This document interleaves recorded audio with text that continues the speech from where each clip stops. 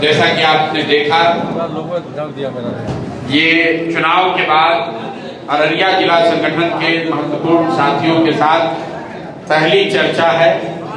चर्चा का परिप्रेक्ष्य ये है कि जब चुनाव परिणाम आए और परिणाम निश्चित तौर पर जनसुराज के अनुसार नहीं आए हैं, जनसुराज की जो सोच थी उसके विपरीत आया है, उसके बाद जनसुराज के महत्वपूर्ण नेताओं ने, साथियों ने, हम सब ने पश्चिम चंपारण के गांधी विधिहरवा आश्रम में एक दिन का सामूहिक मौन उपवास किया था और उस दिन उपवास के बाद ये घोषणा की थी कि बिहार बदलाव के जिस संकल्प को लेकर बिहार में हम लोग आए हैं, इस प्रयास को शुरू किए हैं, उस प्रयास की ईमानदारी में, उस संकल्प से पीछे हटने का कोई सवाल नहीं है। उस प्रयास की ईमानदारी में, शुद्धता में, तीव्रता में कोई कमी नहीं आएगी और आने वाले समय में जनसुराज अपने सभी साथियों को साथ लेकर उनके विचारों को समाहित करके बिहार के नवनिर्माण के लिए जो कुछ भी हो सकेगा, जो कुछ भी बन पड़ेगा, वो हम लोग आने वाले समय में करेंगे। ये बिहार नवनिर्माण का जो अभियान है वो सरकार बनने के 6 महीने के बाद शुरू होना है, लेकिन बिहार नवनिर्माण के अभियान में जनसुराज जनता के साथ जुड़कर अपनी बात, उनकी बात को रख सके, उनकी आवाज बन सके, उसके लिए जरूरी है कि जनसुराज का जो संगठन है उसको फिर से पुनर्गठित किया जाए, उसको मजबूत किया जाए, उसको निचले स्तर तक पहुंचाया जाए। इसीलिए आज ये बैठक हुई है। इस बैठक में चुनाव से लेकर अभी तक के सभी अनुभवों को कार्यकर्ताओं, साथियों ने साझा किया।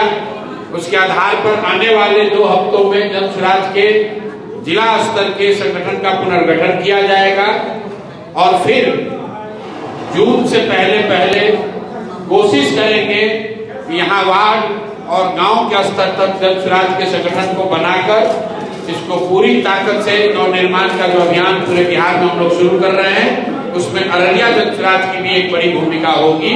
इसीलिए आज ये संगठन की बैठक थी। आने वाले 2 महीनों में मैं 2 बार और आकर सिर्फ और सिर्फ संगठन के साथियों के साथ राय विचार करूंगा। पब्लिक से जुड़े हुए जो मुद्दे हैं जनसुराज के साथी उठा रहे हैं, आगे भी उठाएंगे, लेकिन हम लोग का जो नवनिर्माण अभियान शुरू होना है वो जून महीने से जब नया संगठन बन जाएगा उसी समय से हम लोग शुरू करेंगे। बहुत बहुत धन्यवाद। सर, बिहार में सीएम फेस का घोषणा हो चुका है, जिनकी डिग्री पे आप सवाल उठा रहे थे, उनको मुख्यमंत्री का घोषणा किया गया उनके नाम पर। ज्ञान की भूमि बिहार, ज्ञान की भूमि बिहार को ये चाल चरित्र चेहरा का दावा करने वाली भाजपा का पहला सौगात है। ऐसे व्यक्ति को मुख्यमंत्री बनाए हैं जिसका चाल, चरित्र और चेहरा तीनों चर्चा का विषय होना चाहिए। लेकिन ये नई भाजपा है और इन्होंने दिखाया है कि बिहार को अब गुजरात से चलाया जाएगा। मैंने पहले भी कहा था, मुख्यमंत्री कोई भी बने, अब बिहार को गुजरात से चलाया जाएगा, गुजरात के हितों को ध्यान में रखकर चलाया जाएगा। और इसका मतलब है कि बिहार से पलायन बंद नहीं होगा। पलायन बंद इसलिए नहीं होगा कि अगर बिहार से 10-12 हजार रुपए में काम करने के लिए नौजवान लाखों की संख्या में नहीं उपलब्ध होंगे तो 30 लाख से ज्यादा लोग गुजरात में मजदूरी करने के लिए मिलेगा कहां से? तो जो आज यहाँ मुख्यमंत्री बने हैं, व्यक्ति की बात नहीं है, उनकी चाबी, उनका रिमोट कंट्रोल अमित शाह के पास होगा, जिनकी प्राथमिकता ये है कि गुजरात में 10-12 हजार रुपए में काम करने के लिए लाखों बिहार के लड़के ट्रेन में, बस में जानवरों की तरह बैठकर जाते रहें। आने वाला जो समय है उसमें गुजरात का आदमी फैक्ट्री में मालिक रहेगा और बिहार के बच्चे उन्हीं फैक्ट्रियों में मजदूरी करेंगे।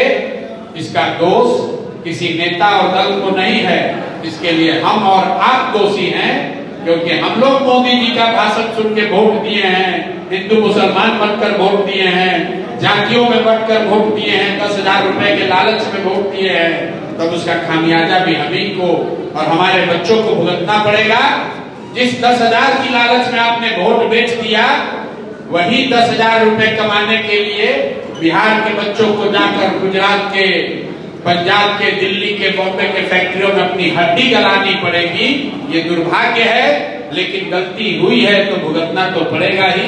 यही बात आपको आज बताने आए हैं। सर एक लास्ट क्वेश्चन है, अपकमिंग इलेक्शन में भी यही चैलेंजेस आएंगे, कैसे दूर करेंगे आप? भाई चैलेंज हमको नहीं दूर करना है, चैलेंज तो बिहार की जनता को दूर करना है।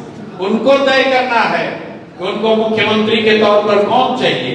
अब चेहरा आ गया सामने, अब देख लीजिए, आपके बच्चे ग्रेजुएशन करके, एमए, बीए करके मजदूर बन रहे हैं, बेरोजगार बैठे हैं, और भाजपा के लोग 7वां फेल भी हैं, तो अब आपके राजा बन रहे हैं।